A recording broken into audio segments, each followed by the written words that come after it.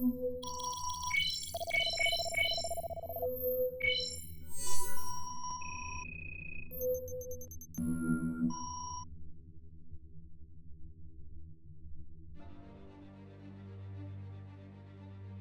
distant ancestors of humanity emerged into a world of nightmares.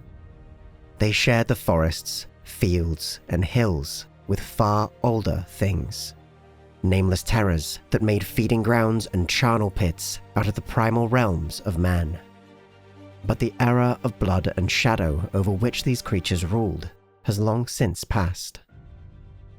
One by one, they were hunted down across the ages and rent with tooth and sword and bolt. The old terrors faded into myth, but their slaughter left their mark on mankind, a malady of the soul, ancient and raw, that time could never heal.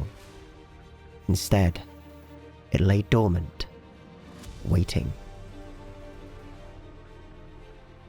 When precisely the aberration first appeared is impossible to say with certainty. The initial differences in human behavior and biology were subtle, easily missed. Even as it spread across the world, it remained hidden, shrouded within the rampant wars and environmental degradation that marked the modern world. Until finally, imperceptibly, a tipping point was reached. Nothing could explain the growing understanding across the human race.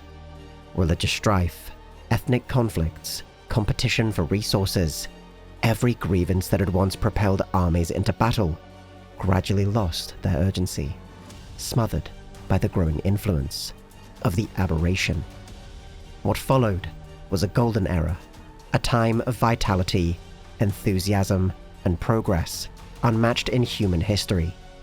A new kind of social cohesion was emerging, seamlessly integrating spontaneous communities behind common goals and motives. No grand declaration or stunning triumph marked the end of the beginning. Instead, there simply came a night when the last pretenses slipped away. Everywhere darkness fell, the souls of mankind's billions arose in unison to erase the world as it had been.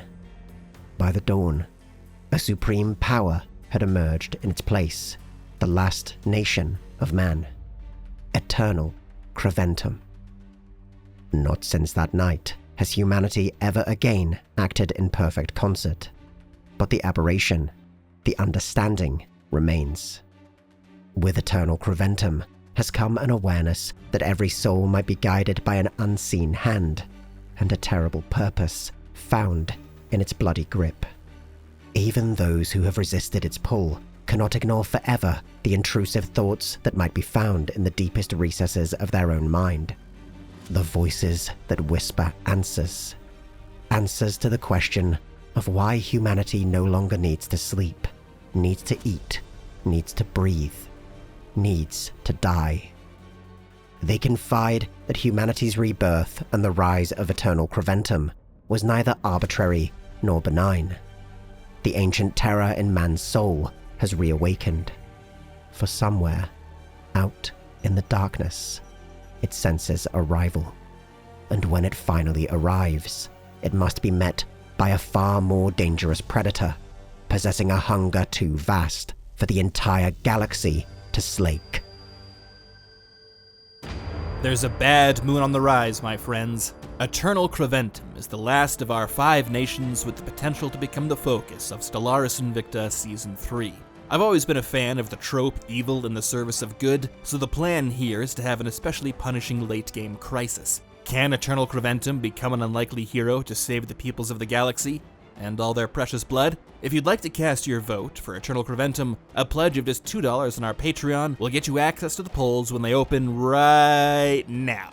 Head over to the Templin Institute Patreon, where a poll to select your candidate is now live. But if you'd first like to check out a bit more information about how this nation might function in-game, head over to our social media where some additional information has just been released. There'll be a 1-week period to cast your vote on Patreon before we regroup at the end of the month, January the 31st.